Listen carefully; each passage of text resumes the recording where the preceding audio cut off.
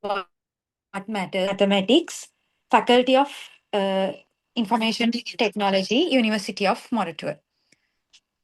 As we all know, artificial intelligence is transforming every industry and redefining the way we live, work, and make decisions.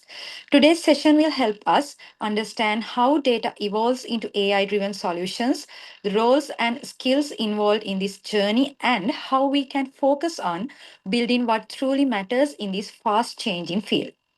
And today we are honored to have with us Dr. Sumudu Tennakoon, a data science leader with over 8 years of experience in artificial intelligence, machine learning, and advanced analytics.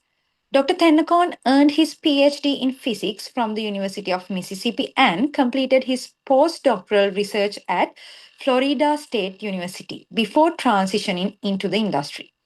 Currently serving as manager data science at Apex Analytics USA, he drives innovation through AI initiatives and leads efforts in AI governance.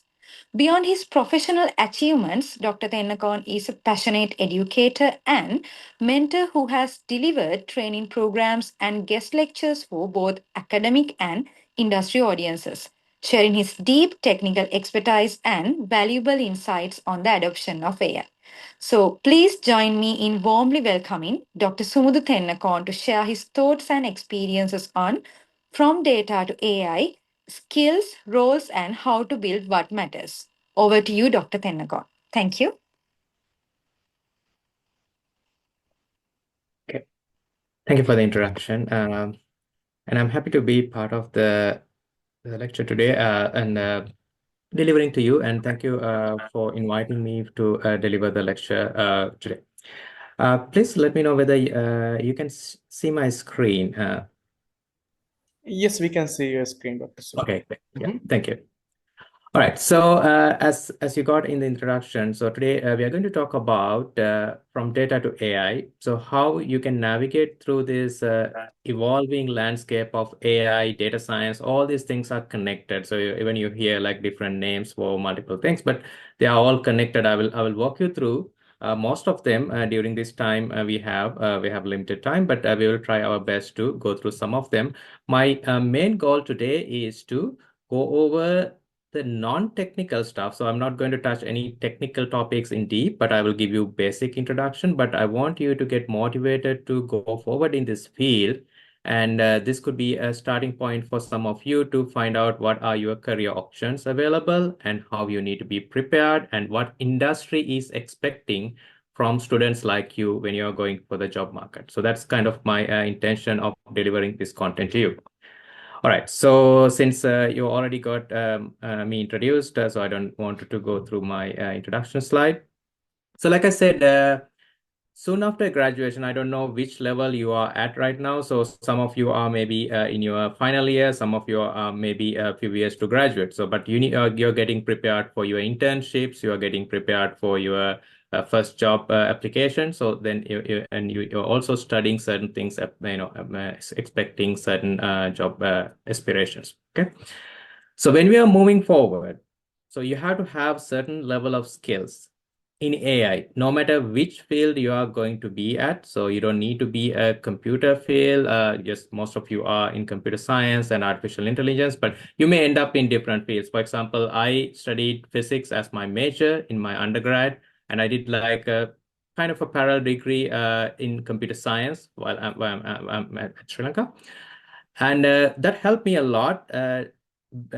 Building my research profile in physics. So that means like if you do research in physics, I had to do a lot of computation, programming, and data analysis, all this stuff. So my skills I got from my computer science background, so really helped me. So then that is eventually leading me to a career path in data science and AI. So like that, you will be changing your career and you will be changing your path. But for future, you will see like when we are moving forward with this lecture today, no matter where you go, the AI skills are essentials to have. Okay. So today we are going to cover these 4 topics. So first, I would give you like a very brief overview of the data science and artificial intelligence. I just wanted to connect some terminologies and some topics to you. I'm not going to teach you any of the topics you already taught in your classes about this machine learning, deep learning, neural networks. I'm not going to touch, but I will make some connections to help you understand the rest of the content. And then we will discuss something about applying machine learning and generative AI because that's the hot topic these days. So generative AI, like large language models and the chatbots like ChatGPT, Claude, Gemini, and all those things, how you would be using for your day-to-day work, as well as if you wanted to build products, applications, how would you be using. So we will be having a very brief touch base on that. Then I will be talking a little bit about building solutions with the responsible AI in practice. So how would you think? Because that is another thing you should be familiar with it when you are going to the job market, because nowadays the technical part you can learn a lot from your university curriculum and doing some tutorials, self-learn, but you also need to build your skills on how you can responsibly build AI application, because when we are building applications for human use, so you have to think a lot of things in your mind other than the application in the technical side. Lastly, I think that's the most important thing for most of you. I would be discussing about skills and roles for your navigation for your future in AI. All right. So I wanted to start with this. The future of AI isn't about automating tasks. So some of you are afraid of not all of you, but some of those who are already in industry. So they are afraid of losing their jobs, saying like their task will be automated and then there would be less jobs. I don't think that's the case. So it's not about the automating all the tasks human can do, but it is about amplifying. So think about it like last few years. I will have like a brief touch base on the history, but within last few years, when the ChatGPT came out and how many things disrupted, how many technologies came out as a result of the generative AI and the large language model. So most of them I see they're amplifying human capabilities. So what you do in your day-to-day life, writing an email to generating a image, or even for this presentation, I use some of the generative AI tools to generate images, generate text, generate and correct my writing and all the stuff. So you are using your day-to-day work. So when you're writing a report, you will be using some AI tools to make you write better, right? So we'll discuss a little bit about that, but I wanted to start with this thought. So it will be for your empowerment or your amplification of your human skills. So that's about what you are doing today. All right, so let's go like few understanding of things. So when we talk about AI, so most of you are computer science and artificial intelligence students. So you learn about algorithms, you learn about programming languages, you learn about data, different types of data, all the things I think you already have the knowledge. But think about why they are matter. So the data is the most important thing you will find in data science and AI. Okay, so why they matter? Because everything you do today, including this lecture, so I'm delivering over internet. So I think I did not enable my video, but I can enable it. So everything I do, like my presentation, my voice, and then the text generated by the voice transcription, everything will create data, right? So when you interact with social media, so when you write an email and sending email, every interaction you do will generate data. So the data accumulate over time is exponentially increasing. So this is a study from like some years back. So I just got this from old article. So they did a study up until 2017, how the data grow over time. Then they kind of extrapolated for over time.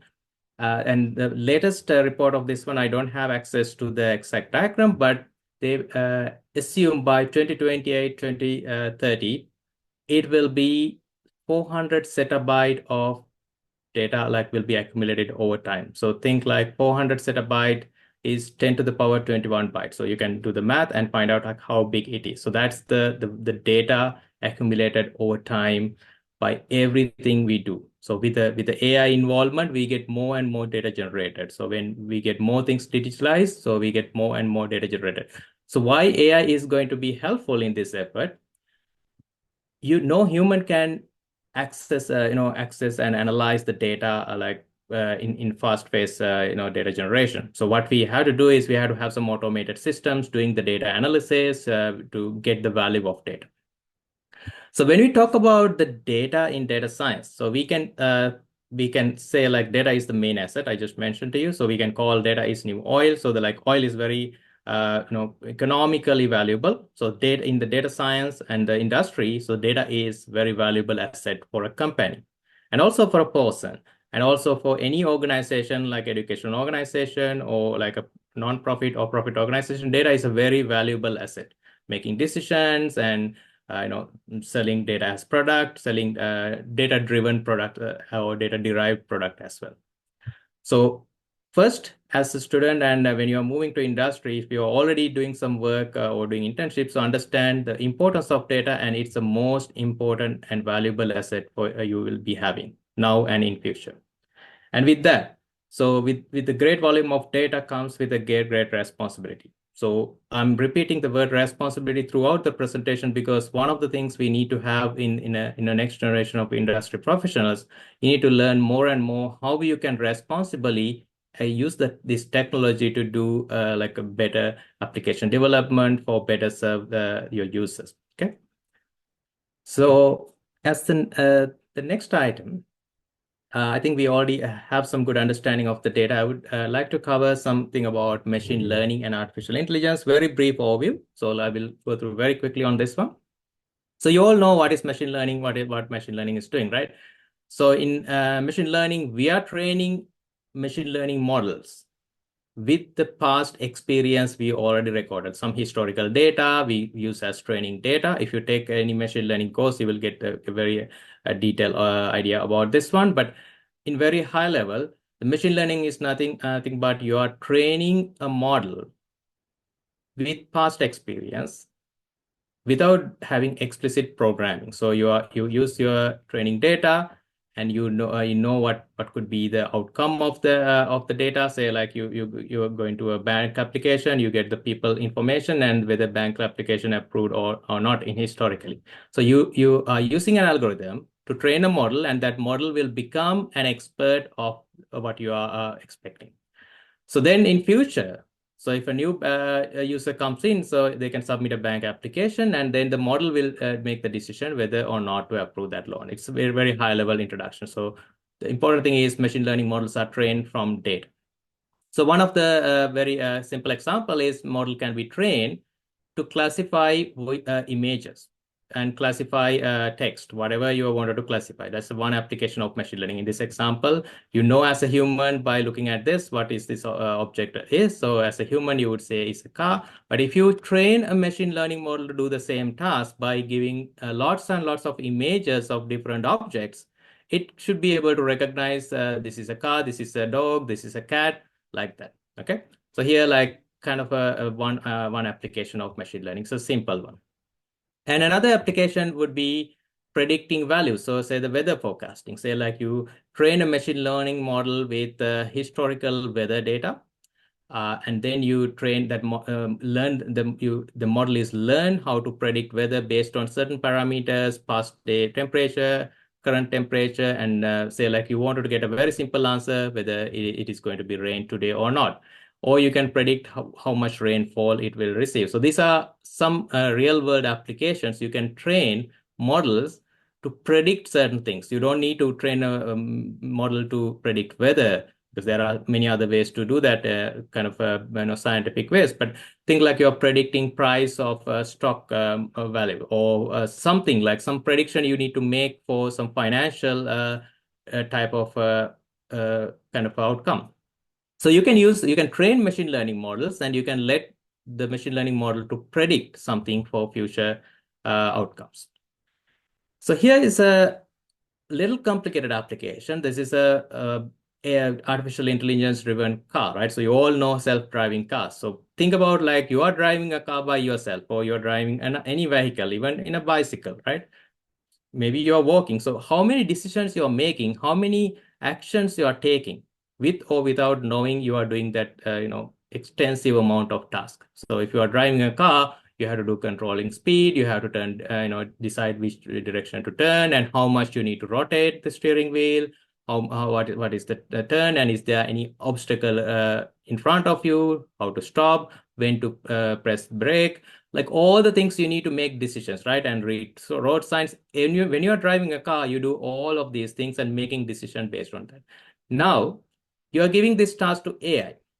Right. When AI is driving the car, AI has to do all the things you do. So you have to have multiple machine learning models to do the task. Okay, I will make the connection about the machine learning and AI in a short while. But think like, okay, if you wanted to detect road signs, you need to have some image recognition or some image recognition plus reading some signs. Like if you wanted to get a speed sign, you wanted to say like the letters in the road sign, you need to read something like that.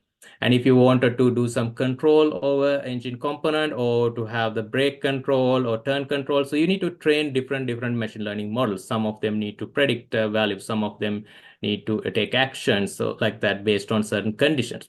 So you will be training, if you wanted to train a self-driving car, you will be training multiple machine learning models working together to achieve what you wanted to achieve, which is that car will be driven by itself. Okay, so that's a complex example, but this is like a real world, and now we have this kind of self-driving cars a lot. So now let's make the connection of all these things. So the artificial intelligence, so it's mimicking the cognitive functions of human, like you all doing day-to-day life. The machine learning learns from data, so that's the most important thing you should be familiar with, and data or prior knowledge without explicit programming. So that's the most important thing about machine learning. You don't need to write program code or logic to teach the model what to do. It will learn from past experience you provided to it as training data. So with machine learning, the AI make possible, because almost all the AI models you will see these days, including large language models or LLMs, they are kind of machine learning models. Someone trained them. So how the data science now come into the picture? Data science integrates statistics. So you all learn statistics, mathematics, like linear algebra, all in your curriculum. So you apply all of these things to handle data or some manipulate data, to do some data analysis, and all the things you do in data science will help machine learning model training, where we need data, and then of course then AI. So data science will cover pretty much kind of a overall aspect of the process. Okay. So I would say data science makes machine learning and AI possible, because you need to have good data, algorithms, and all the stuff you build in data science will lead to good machine learning, and then will be helpful for artificial intelligence implementation. So now let's look at in another way, in a more infographic way. So artificial intelligence, we can think of like as a big umbrella, and then the machine learning, it coming inside that. And then machine learning, we have traditional machine learning, statistics-based, some rule-based like machine learning, and then the deep learning, where are neural network-based machine learning.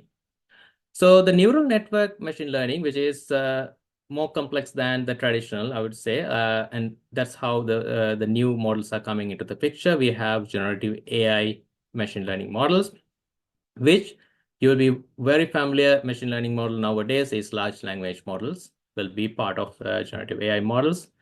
And with large language models, I know you are very familiar with the video generation, audio generation, but one of the most applicable thing in industry is natural language processing. So natural language processing is not only the large language model related thing, but it can be done with the traditional machine learning or other aspects of the AI tools. But generative AI and large language models help a lot in last few years to bring the industry application into a level we could not achieve without the large language models. So it's a big leap we took from last like 2022, 2023 onward. So applying large language models and generative AI to do natural language processing type of application. So like I mentioned earlier, so the data science kind of covering all of these things.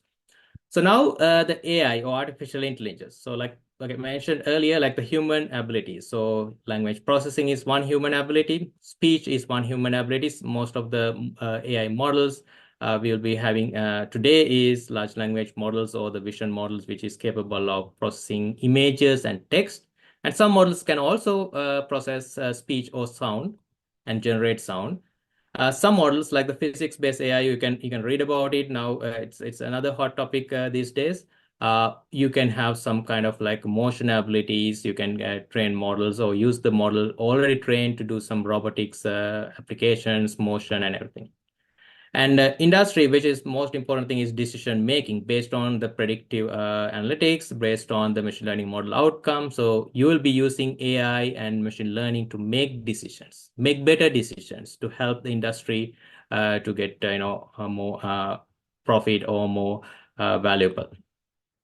And some of the models you can be used to do reasoning. So that's the one advancement we have with the recent machine AI outcome. So we can use some of the models to do reasoning in various applications. All right. So I don't want to go through like detail about the history, but I would encourage you to read about the history of machine learning and AI. One message I wanted to give you: nothing we are discussing today is generated within last 3-5 years. So the history of machine learning span to like 1950s and before that. Okay. So there are like a lot of people contributed to it over time, but there's one major leap came through with the introduction of the GPUs to the consumer market. So people started doing a lot of experimentation with advanced machine learning models. It's in 2000 to 2010 that time. So then it came out a lot of neural network models today you will be using. And then later, last few years, last decade, so we got like another major advancement is transformer models. So that transformer model lead to the large language models you're using today. And then generative AI boom came like in 2020, so a few years back. And then we are moving forward with that, with all the AI evolution. We are talking about this. Generative AI has to do something about it. Okay. All right, so I would just flash these slides to you. So to give you some background, like, so there's a big history of the terms and all the AI you will be using. So if you are a fan of science fiction, you probably heard about 3 laws of robotics. So you probably would like to go and just read about it if you are interested. And then and also this is a pioneer of AI, so Alan Turing. So you can read about him if you haven't done any reading. So read how the early days of AI people were working on these models and everything. And also I wanted to make sure you are familiar with this, the term AI, or the artificial intelligence is coming from this famous conference. So this is like 1956. So people came up with the idea, okay, so we will name it as artificial intelligence. So they coined the term during that conference, and these are the people who are kind of involved there. All right. So this again, like history, but it's very recent history. So November 30th, 2022, OpenAI released their ChatGPT for the general consumers out of the research community. So that's a big leap in the AI as you are experiencing today. All right, so we will quickly go through applying machine learning and generative AI to solve business problems. So I will be just going through some of the concepts, and you're very welcome to ask questions or interrupt me if you have anything. So data science, we are talking about data science, right? So there's a science about it. You all are like coming from science background. So what we are doing here, like we are applying data. It could be raw data in industry, or you are collecting data from people, you are collecting data from sensors in various applications. You are getting data. So you're applying the data science methodology. So you'll be having your toolkit to apply. And then you are finding answers. So if you are in the research domain, you are finding answers for your research questions. If you are in a business or industry, you are finding answers for your business questions. Or you are building new products to have add a value to your business or add a value to your software.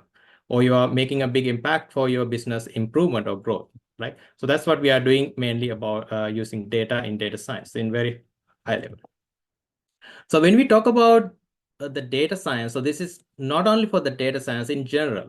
So in our day-to-day work, like as a data scientist, or you're working in AI domain, or any profession you do, like you would be solving problems.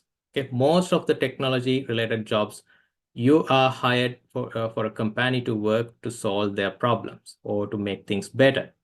So some of the problems are like if your job is to identify problems and solve them with data. So some of the problem are visible. It's outside, it's visible to everyone. So you should be able to identify, and then you can apply some data science methodologies and solve the problem. But in certain situations, so this in the case B, part of the problem is underneath the surface. So you don't have visibility to entire problem, but you see part of the problem.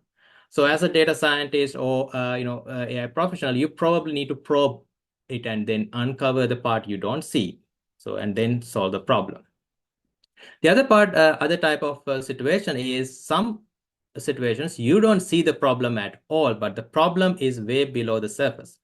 So as a data scientist, you will be probing the problem, and then you have to uncover the problem and then identify the stuff, and then you have to solve the problem. I'm just describing in high level just for your understanding.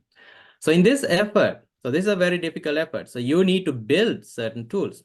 So as a data science professional, you probably need to build some tools to acquire data or to get the data points from raw data in the database or coming from sensors, wherever. Like because problem is not visible, so your job is to find out, is there any problem? If there is a problem, and then you to find how you can use the data to analyze or build a machine learning model, or how we can solve this problem, right? So because this is a more dangerous situation, the case C, because nobody will know there's a problem until things are getting bad. So that's why the data science AI will help doing some automation tasks to probe, uncover the data, the problem from the data, and then also to solve it. All right. So another thing I wanted to add, like, keep you very oriented on your future job market. So keep in mind all the time we are solving problems. So that's our main goal in all the data science jobs, most of the jobs we have. So you have to identify the problem and you have to come up with a solution. Somehow you will come up with a solution applying some technical skills, applying some the method data science methodologies, and you'll come up with a solution. But make sure, I wanted to highlight here. So you define a criteria to measure success, right? You come up with a solution, but you should not assume the solution will work by itself. Yes, solution you will apply. It could be a machine learning model. It could be automated system doing the task, but also define or also implement a success criteria, how you measure the success. So you can do that while you are doing your class projects or you are doing any kind of final year project. So think of a success criteria and always measure it, and then find out how your solution works. If your solution is not working good, your success criteria will tell you the story. That's another data analysis step. You can adjust your solution. So keep that in mind. So here, like I think I'm repeating the stuff we already discussed. So we will in the problem solving, we will recognize the problem, and we have to, since it is data and AI, so we have to deal with data. So we have to do the data acquisition, we have to do the cleaning. That's what we do in our day-to-day work in industry. So we are getting the data, we are doing some data manipulations, means like we are cleaning up, removing bad data, or transforming data into form we can use for AI and other advanced analytics methods. So then you would be using the model training if the machine learning need to get involved, and then you would be deploying your solution.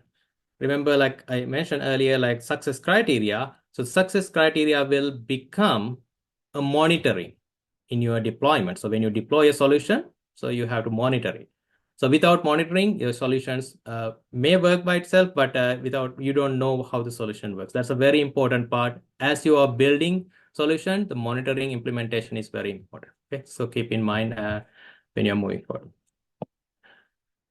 All right, so another thing I wanted to give you an idea from the industry experience. So putting AI to work, it's not a trivial task. So people talk about AI a lot these days, and you would be fascinated about what AI can do. But to put it to the real work, there are many things to work.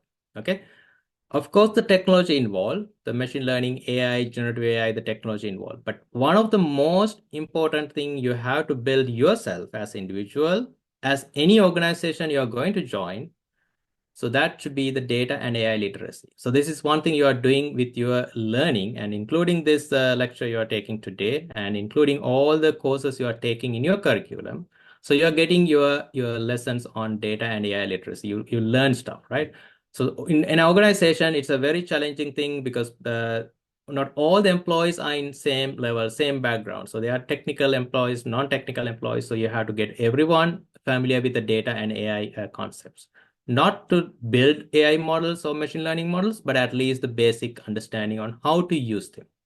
The people is another important thing because AI is not working for itself, right? The AI is not for AI. AI is for people. That's how we use AI to get things done for ourselves. So how people is going to get the technology. So how they are going to look at the technology. What are their perspectives? So the people factor is also included in AI. So you have to think about that.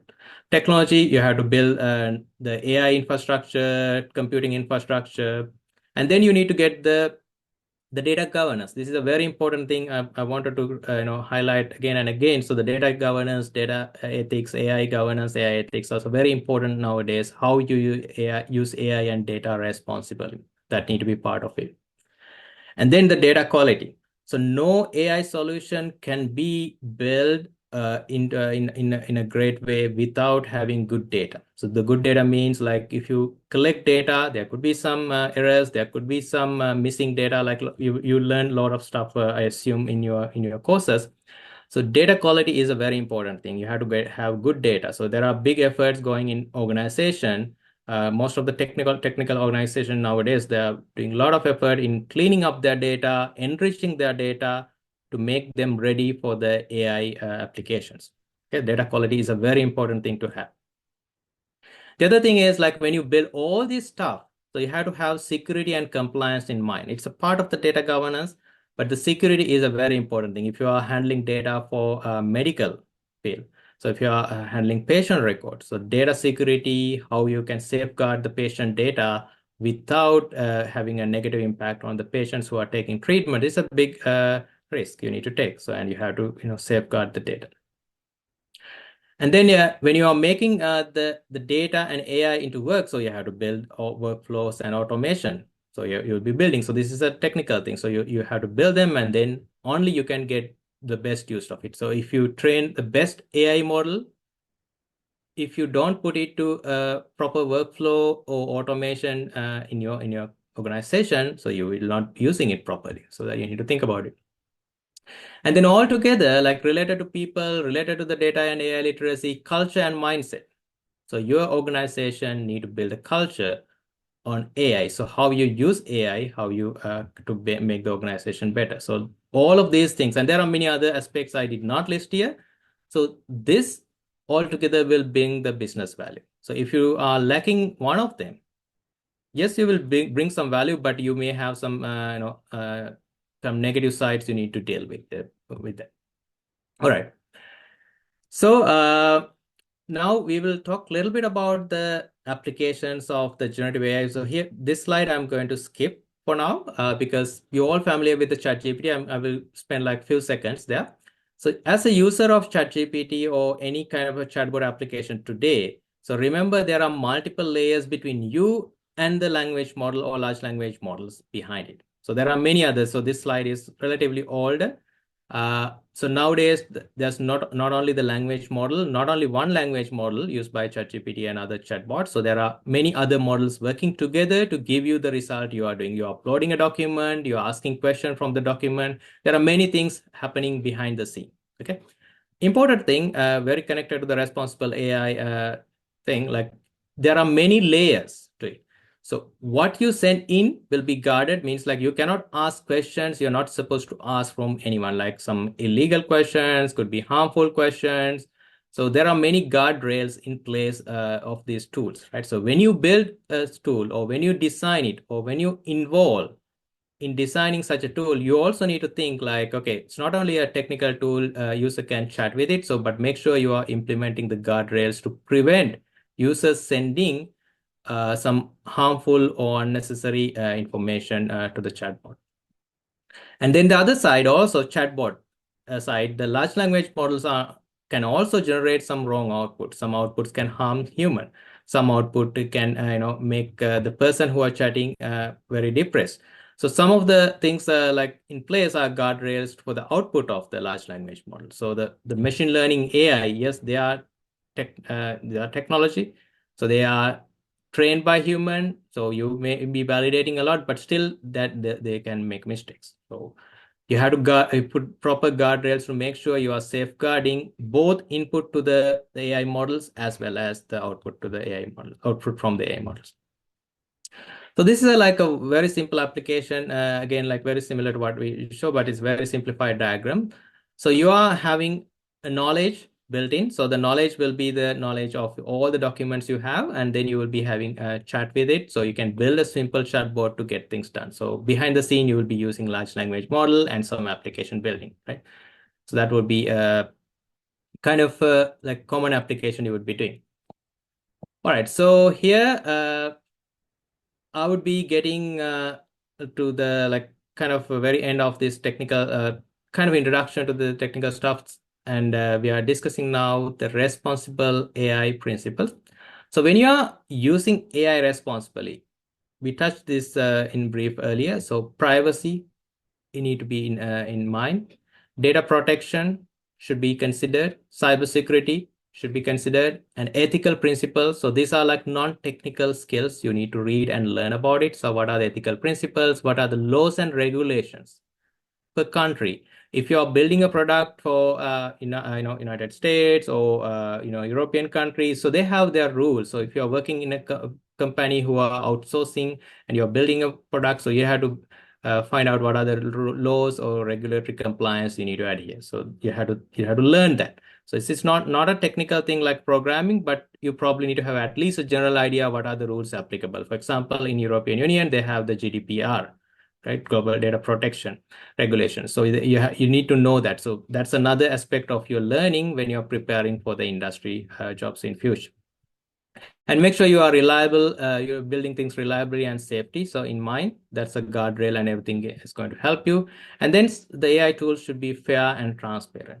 So one of the other important thing of the AI is you need to make sure your result coming from the AI tool are transparent. The AI made the decision. If your AI is used to make the decision whether or not to accept a loan application from a person, AI should not make a wrong decision. Even human can make wrong decision. That's okay. Like I said, that's happening. But when AI is making, you need to make sure that AI is making a decision as well as it can be explained why the application got denied. Okay. So like that, you should be able to build this technology with a more explanation. Other thing, like I know I'm going a little fast on this topic, but I would encourage you to learn about responsible AI principles. Microsoft, IBM, those big companies, they published their own way of handling the responsible AI. This is Microsoft version. So they have like the 6 principles of responsible AI. I would encourage you to learn about it, read about it, and learn about it, and also learn about how other organizations take their responsible AI principles. So all of them will be helpful to know. Most of them are overlapping, but it will give you a better idea about how the responsible AI in general is going to be applied. Okay. All right. So now we are switching gears to skills. So this could be something you are waiting for, like when you're getting ready for your job preparations, right? So how you can navigate. Here, I'm going to give you some motivation why this AI is going to be a big thing in future, and also like why you need to get involved at this point. This is a very good time as a student for you to get involved and getting your skills set expanded. So this is a Gartner. This is another thing I would like you to read about. If you want to go to LinkedIn, LinkedIn always publish the Gartner as a company who are doing like some analytics work and publishing some industry trends. And there are like big aspects of the company, but they published this something called hype cycle. Okay, so this is like very simple to understand. So the hype cycle always like this, like a curve, like it has a shape like this. It has like 5 different phases. So innovation trigger, peak of inflated expectation, This is like disillusionment. So I will explain like in very brief, and slope of enlightenment and plateau of productivity. So innovation triggers something new coming out. So like the transformer models came in 2017. So the people started building large language models, more efficient large language models for natural language processing came out. So that is a trigger at that time. Then over time, the technology evolved, people contribute, people get involved, and the technology will get more and more evolved. And then it comes to industry. Let's assume like by 2023, so not assume, but this is the actual thing. 2023, generative AI or the large language models are at the peak because the technology is out there in consumer market. And industry is pretty much all the industries are trying to use it. So everybody wanted to use it. That is called inflated expectations.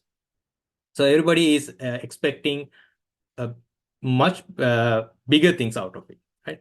More than it can deliver. So now after some time, this expectation is going away, and then it will go to a kind of a descending path. So that's the step we have, disillusionment. So it's going through the disillusionment. So people understand what are the limitations. People understand what it cannot do. Then some people give up. Some of the companies are going out of the business, unfortunately. Some tools are getting abandoned, right? Some development is going to stop. But the technology will evolve over time. Okay. Then it will go through another phase. So that is called slope of enlightenment. So that means companies keep surviving during this time. They will get to know, okay, how it can make value and how we can bring it to a better market.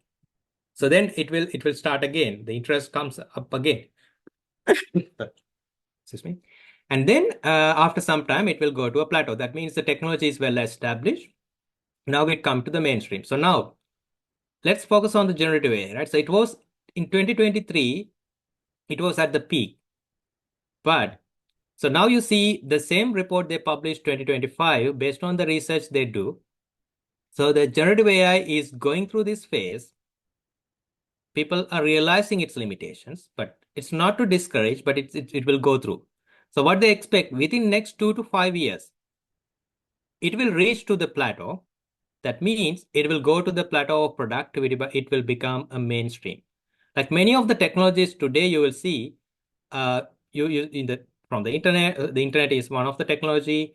There are many other things like the machine learning right now, pretty much used, and then there are like some web technologies, all the stuff like in the mainstream you will see. So the generative AI will be part of it. So at that time, as a student, you are learning this stuff, and you are going through your industry jobs, and you are going in the career progression. So you will be in a good position within next 2 to 5 years by taking and getting learning of these things. And the other stuff are coming on the way. So things like AI agents, you'll be hearing these days, and AI engineering, responsible AI. So they will come to the plateau very fast as well. So the responsible AI, they predict like, okay, it will be coming to the mainstream because governments, organization need to understand what are the regulatory requirements, what need to be done in order to control the behavior of AI. All the things are in discussion, and it's a very accelerating discussion. So they will come before 2 years. That's why the responsible AI is another area you should be getting familiar with. This is another thing like you should pay attention. This is from the World Economic Forum. Right now, when they post this 2025 research, so they anticipate like 22% of the work now done by the technology. You can assume like automated AI, digital technology, all the stuff. And then 30% of the work done by combination of human and the technology, and 47% of the work done by people. By 2030, right? So it will be within next 5 years. So they expect the part of the technology-driven workload will increase. The work share will increase. Okay, so it will keep increasing. Okay, so it will be like close to 1/3 each. So it will be combination of your human and the computers or technology, and then the human workload will less. So that means you have to be ready to be part of these, like how you build technology, how you can use technology to get things done. So this does not mean this 67% of work is only done by the technology. So that means you have a share as a professional to get engaged with it, right? To build tools, build technology, manage tools like that. So like that, you need to get familiar with this, AI tools and AI, application building and everything. So you'll get there. The other thing I wanted to highlight here is the skills. Okay, so thinking about the skills you need to do, like you already learned stuff. So here is same report. So they mentioned the fastest growing and descending jobs by 2030. So the big data specialists, fintech engineers, AI and machine learning specialists. Those are the fastest growing jobs by 2030. So what are the skills you need to get into the industry? So AI and big data skills, and network and cybersecurity, technology literacy. So these are the things that you need to. All the time you see the AI is a very big focus in the industry trends in the technology wise as well as the job market. Okay, so that's why you need to get more and more familiar with this. All right, so let's talk about some very important things for you. So the data science and AI job roles. So data science and AI, I would strongly say it's a team sport. So no single person can or achieve things in data science and AI. Like you have to work as a team. So there are many job roles involved in this team work. Some roles are involved in part of the project. Some roles are involved throughout the project, right? So here, like and also you have to think like there are technical and non-technical roles as well. So you can if you are a very technically oriented person, you like programming, you like building tools and application, yeah, you can go to a technical route. But if you think like even if you study technology, I know people in the industry, so they did like technical study in their education, but they don't want to continue that programming and all this stuff. So you can be non-technical, you can switch into non-technical roles in AI. So I will tell you a few of them. So data analyst is a technical role. You all familiar with it? That's another thing you can think of like as an entry-level job seeker coming out of the university. So some of the roles are very easy to get in: the data analyst, data scientist, data engineer. So you can also have like business analyst if you wanted to get like less load on the technical stuff, but you wanted to get more into the business domain and the technology connection. And then you can have another technical roles could be the data and AI strategists. You will probably need a lot of some experience to get into this one. Solution architects, you need some experience. It may not be entry-level job, but AI and ML engineer. Nowadays, it's going to be much popular with the generative AI. So AI, ML engineer. I will have some introduction slides later. If you get time, we can go through. So you need to build some skills to get into that. AI ML engineer is an entry-level job you can easily get in.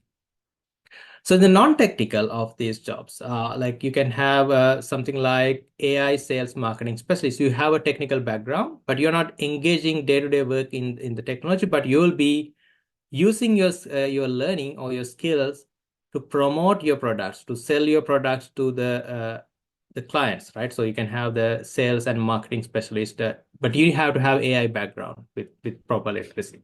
And then you can also be product manager or project manager. Project manager, like you're managing the project. Product managers are like managing the product, of the direction of the product, roadmap, and decisions making to make the product. And there are other roles. You'll find a lot of data science roles available. You can read more about it, and both technical and non-technical.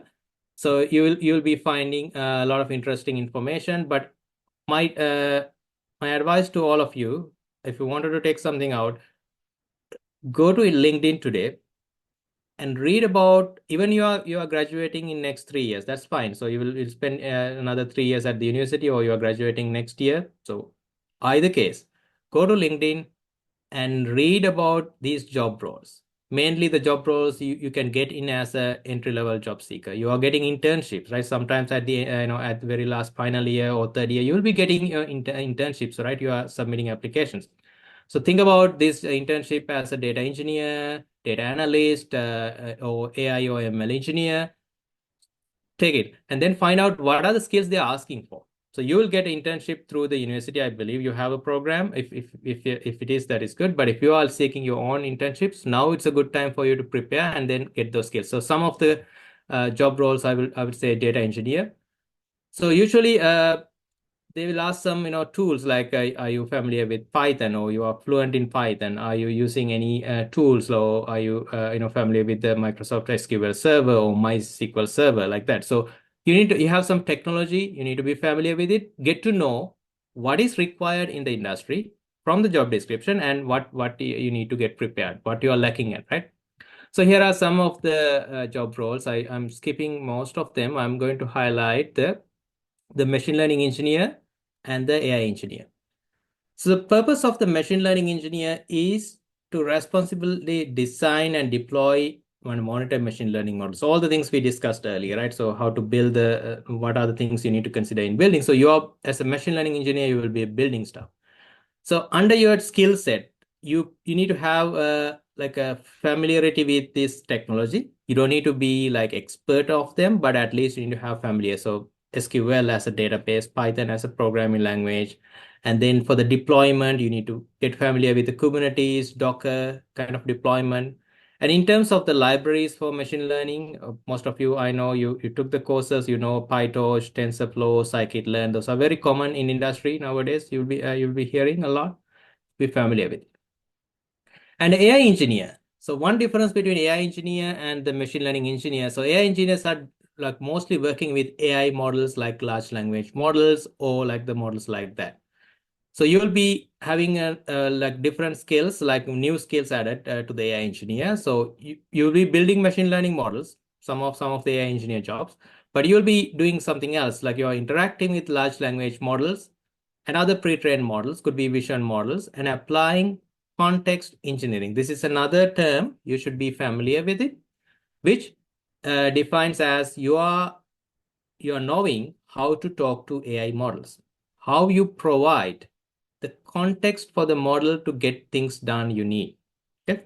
So that's more than a prompt. You're familiar with the prompt engineering, but this is the next version of the prompt engineer or prompt engineering work.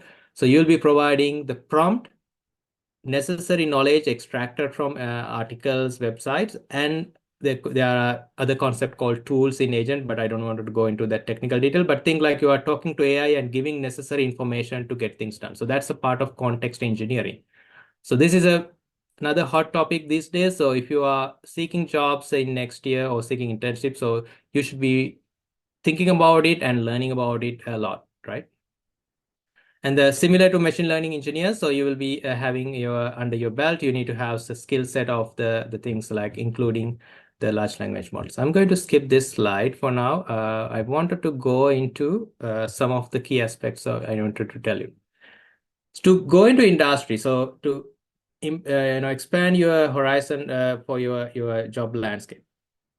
So we talked about data and AI literacy. It's needed at the industry. You have to work to build your data and AI literacy. Beyond what you learn from courses, you have to read, because AI is evolving, right? So you see, like most of the time, you see a new model coming out. If you are familiar with a lot of like, blog posts and LinkedIn, and yeah, I would recommend you to get into. So you will see new models, new methods, and people talking about new tool coming out. All the things, like you have to keep up with it. So machine learning algorithms, you already have it covered. So understanding the algorithms, how to build models, that's something you have to do. These are the technical foundations you need to build. Okay. Regardless of machine learning or data science or data engineering, so you have to have some understanding of how data pipeline to build and to use, right? So data pipeline, nothing but moving data from one source to another. In between, you would be doing a lot of transformation, cleaning, uh, you know, moving from one to another place. So programming skills, you cannot skip. Yeah, you need to be familiar with the programming languages. Like mostly I would recommend to go with Python, because that's the most common language nowadays in AI and data science. Model development, how in the model development life cycle, you need to get familiar with it.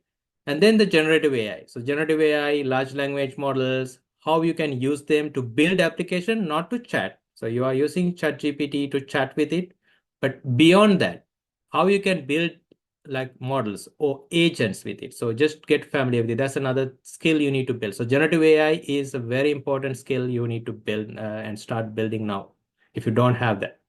Okay, how to use the tool. Because these are like the technical foundation you need to have. So now think about the non-technical skills. So at the beginning, if you remember, I told you like we are building the solutions as part of our job. And also we are building these AI solutions to work for human and work with human, right? So you'll be working as teams building them as well as you are delivering to your clients or your users would be human too.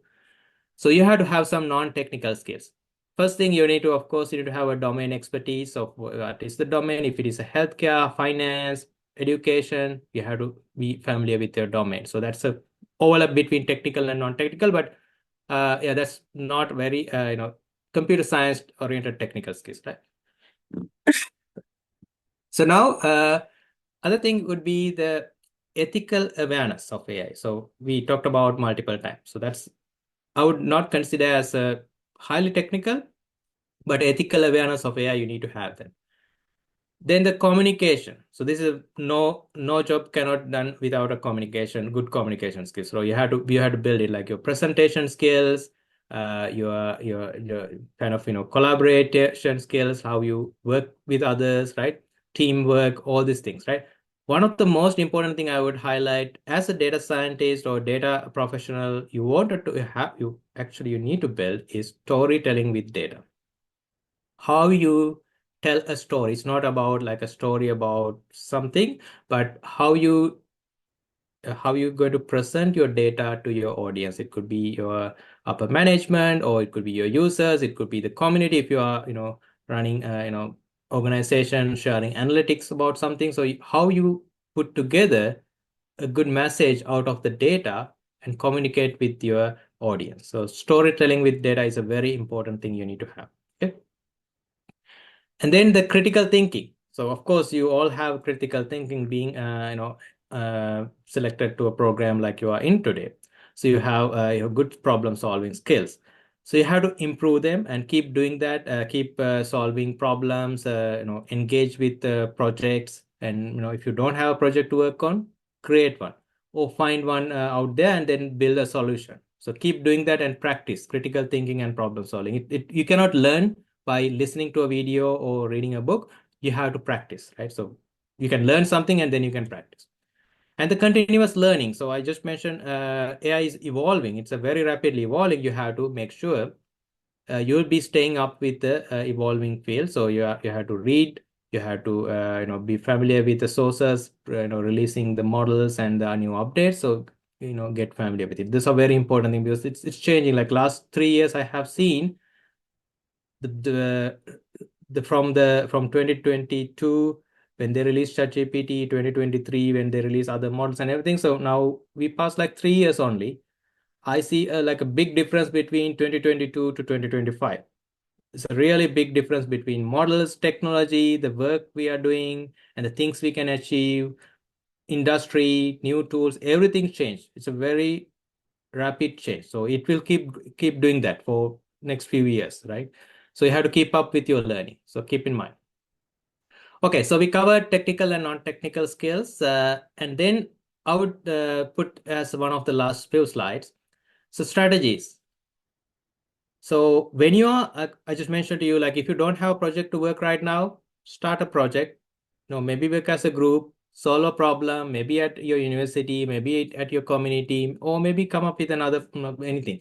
So and then learn about it, learn about technology. So start with a purpose, and then what problems you wanted to care. So that's what I wanted to ask you. So you have to align with a skill with something like, so if you like healthcare, so try healthcare problem. If you like climate related problem, you can try it. So like that you can use whatever you like. So start doing something, start with a purpose, and to start doing something.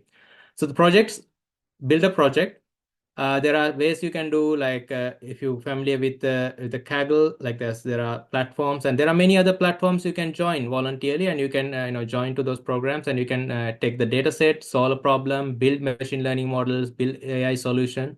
You can do hackathons, internships, open source contribution. Open source is another good way you can contribute to.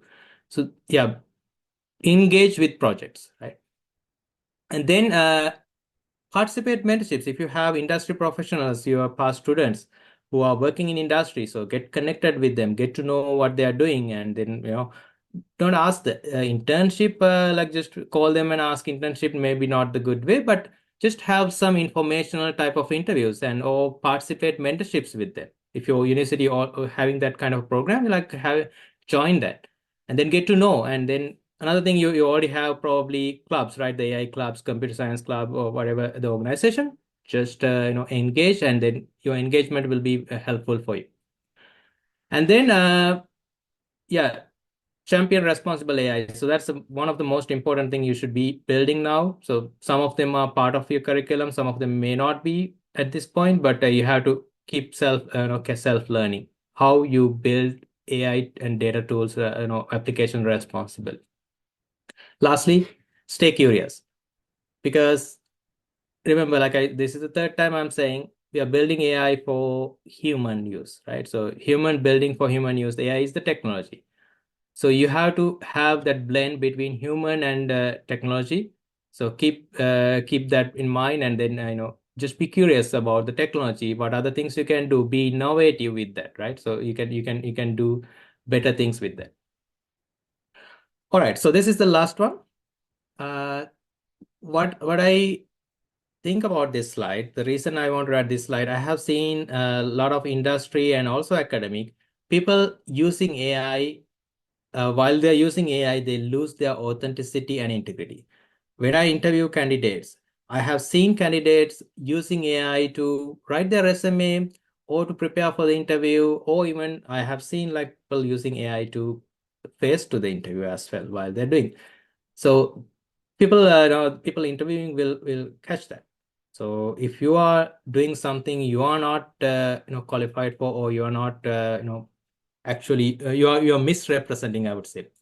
Use AI to do that, so let's not do that. So we should be professionals. We should be academics or professionals using AI to get things done better than what we can do, but we should not use it or abuse it. So make sure every time when you use AI, disclose you are using AI. So in my slides, so you probably have seen I put a icon here. So if I used Microsoft Copilot to either generate image or to correct language or to generate text. So I wanted to disclose it. So make sure you disclose, you use AI to get something done.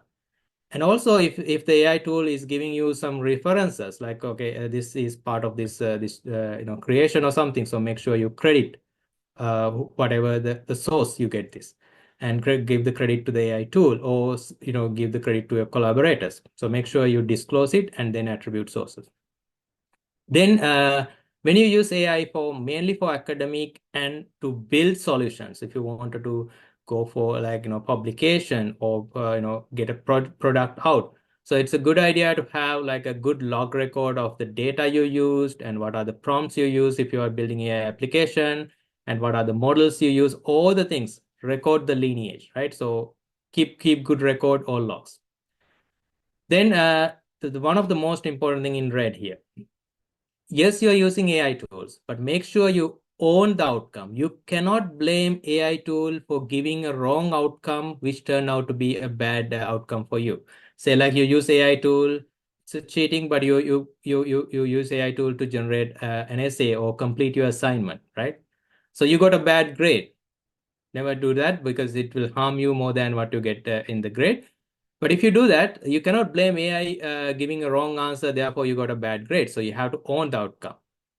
Make sure you use AI for anything, verify the accuracy, read about it, read what AI generated, and use your human understanding of the subject to validate it, and then make sure you are agreeing with it before you are using the AI output, right? So that's owning the outcome is very important.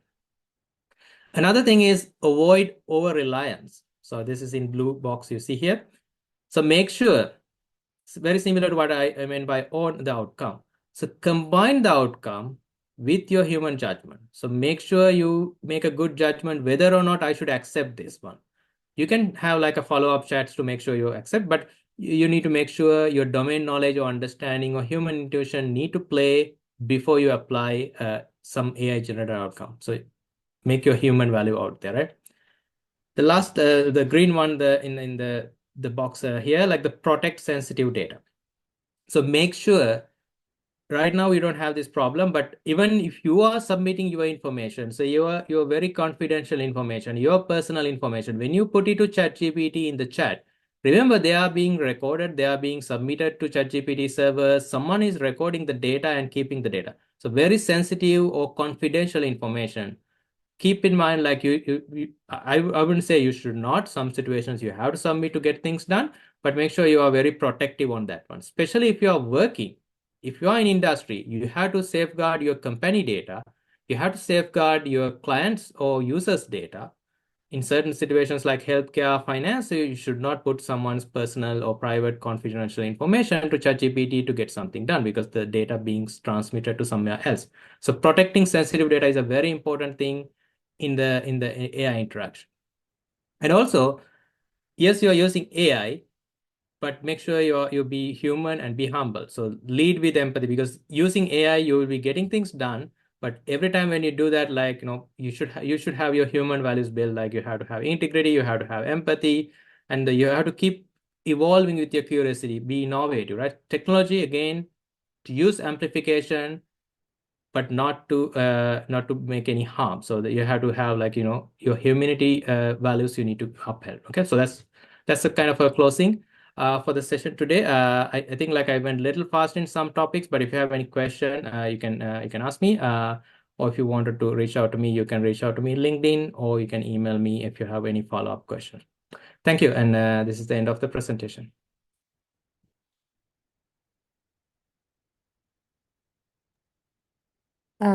Thank you, Dr. Tennakoon, for that insightful and inspiring session. So you've given us a clear understanding of how data transforms into AI, the evolving roles in this field, and the essential skills needed to make a meaningful impact. So now we'd like to open the session for questions. If you have any questions, you can raise that out.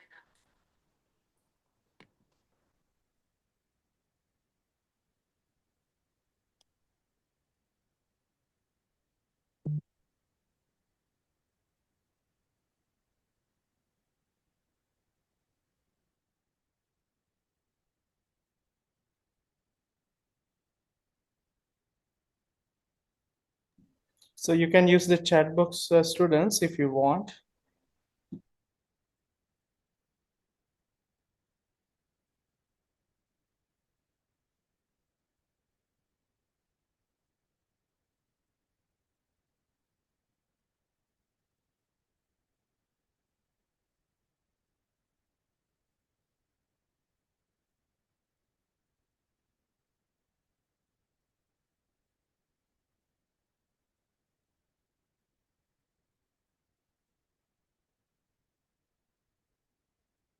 So students, so please go ahead and ask questions if you have any.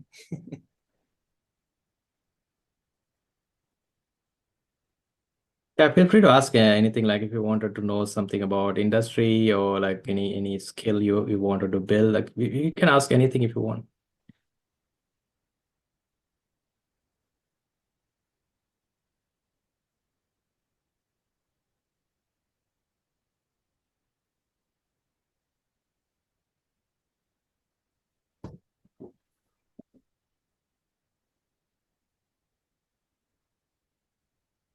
Okay, I have a question. What would you think about the future of finance with AI?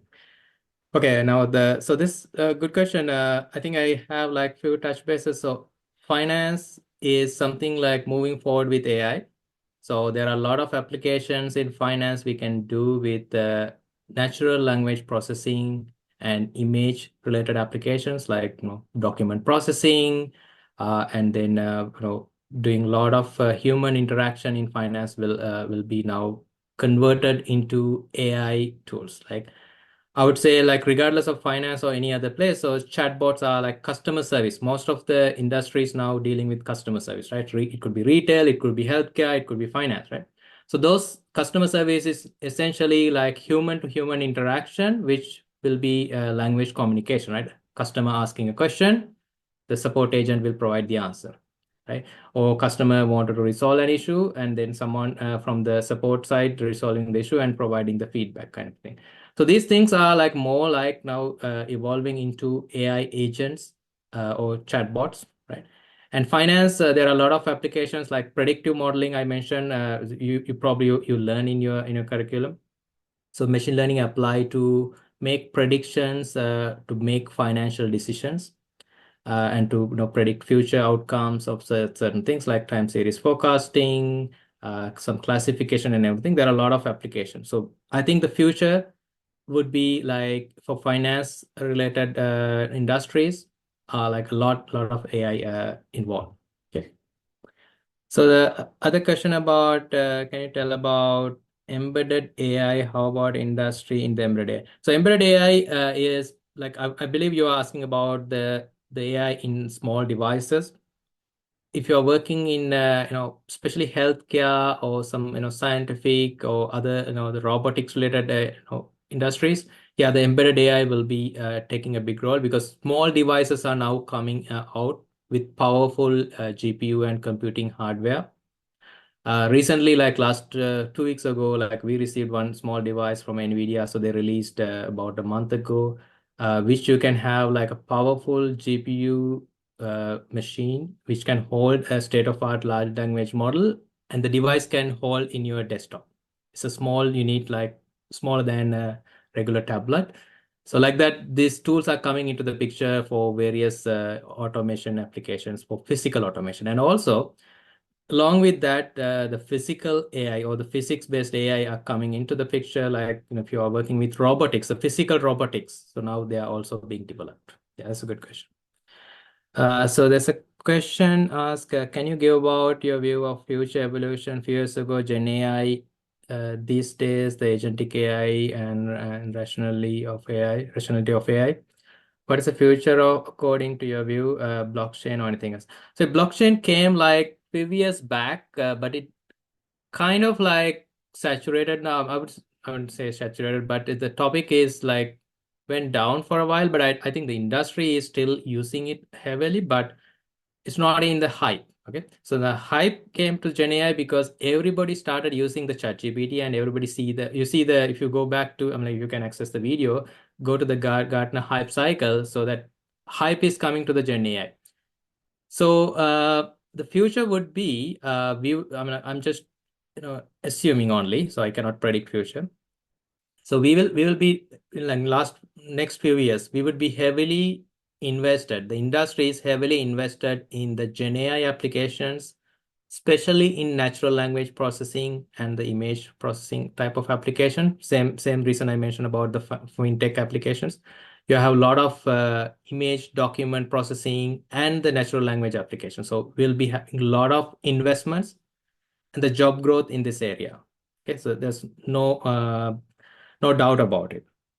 And then we will be having a lot of new hardware coming out. So the NVIDIA and other companies are building cost-efficient chips to run these language models on devices without, some of the things like you can run your laptops, your GPUs and everything, you can run some models. If I mean, like this could be another topic you can discuss about, like how you can use open source technology to run AI models in your own devices without relying on OpenAI or other cloud providers. The same problem, like when you send any information to ChatGPT, your information is going out.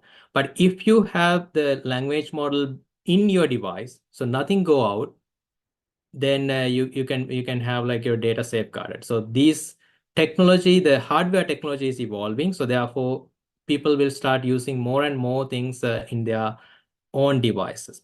Okay. So the language models wise, language model from last 3 years, not by the size of the model, but the performance of the model got increased heavily. So now the language models can do much more things than 2 years ago, right? So we are using language models to do regular human interaction like chatbots. We use language models to extract information from articles like the web articles, document text, and all the stuff to extract only the relevant pieces from the article. We are using language model to another interesting thing to generate code. So yes, you are using ChatGPT to ask question and generate code, but going another layer, like we can let the software development can be automated too. Yes, you think about like losing the software development jobs, but it will open up another set of job roles with AI assisted software development. Okay.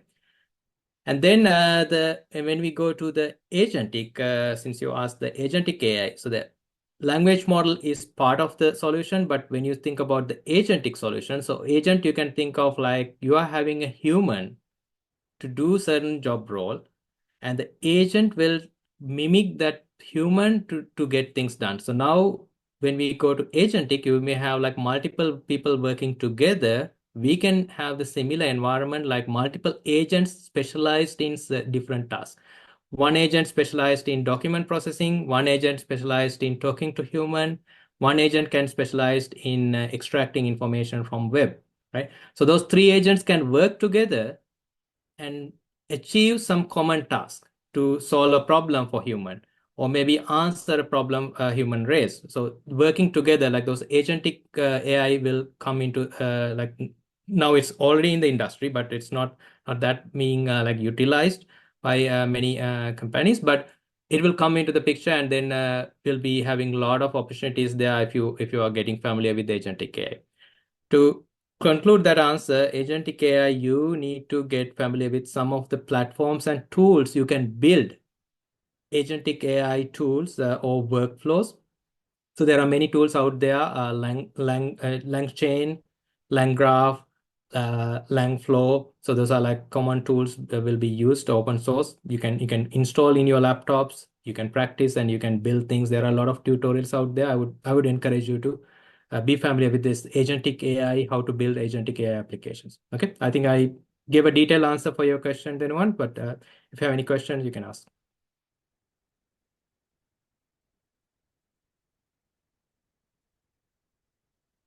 Any Yeah. other So questions? I think you have a follow-up, the blockchain with AI. Yeah, so that part I clearly don't know about the connection between blockchain and AI because I'm not familiar with this connection at this point. Yeah, so it could be like a lot of new applications. Right now, I don't see any articles in my reading yet. Yeah.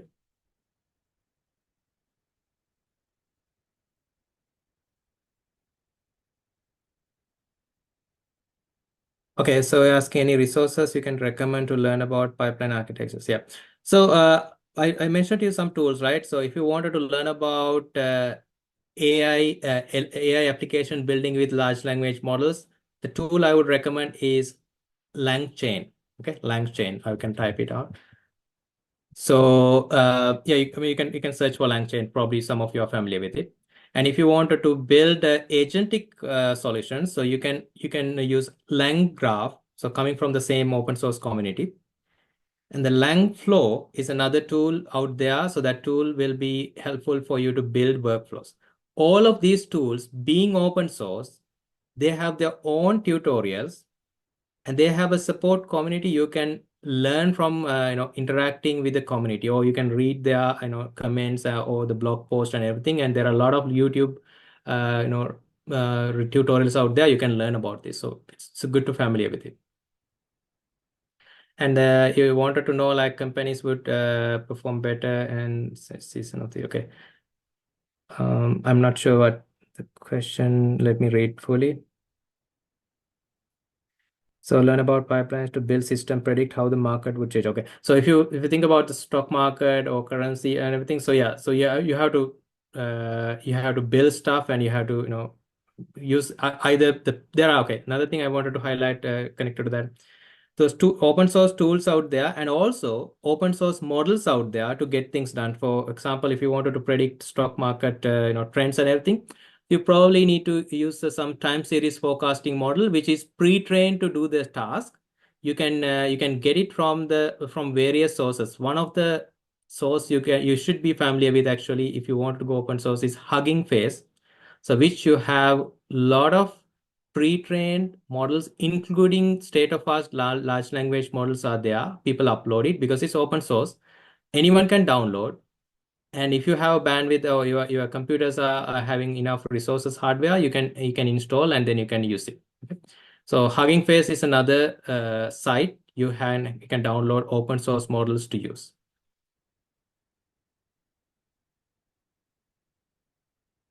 Okay. Any other question?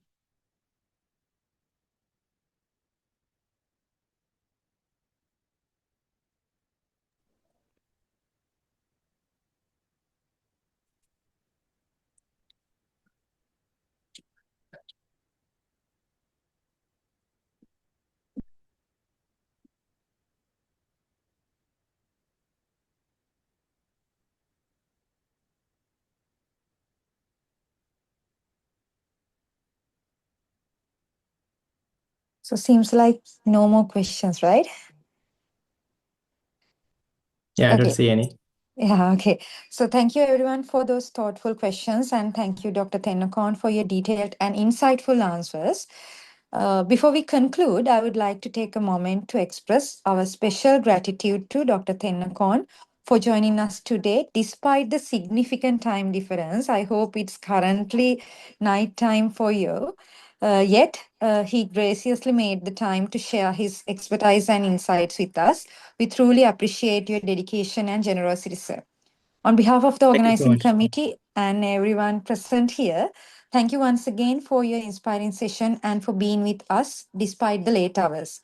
And another thanks goes to Dr. Ramesh for connecting you with us for this session. And once again, thank you. Thanks for the Department of Computational Mathematics for organizing this uh, insightful session. And big thanks goes to our audience for your active participation and engaging questions. With that, we conclude today's session. Thank you all and have a wonderful day. Thank you so much, Dr. Sumudu. I appreciate your support and time. Yeah, thank you. I'm happy to participate. Thank you. Hope to have you again soon in the future. Yeah, okay. Thank you so much. Have a good day, everyone. You too as well. Thank you.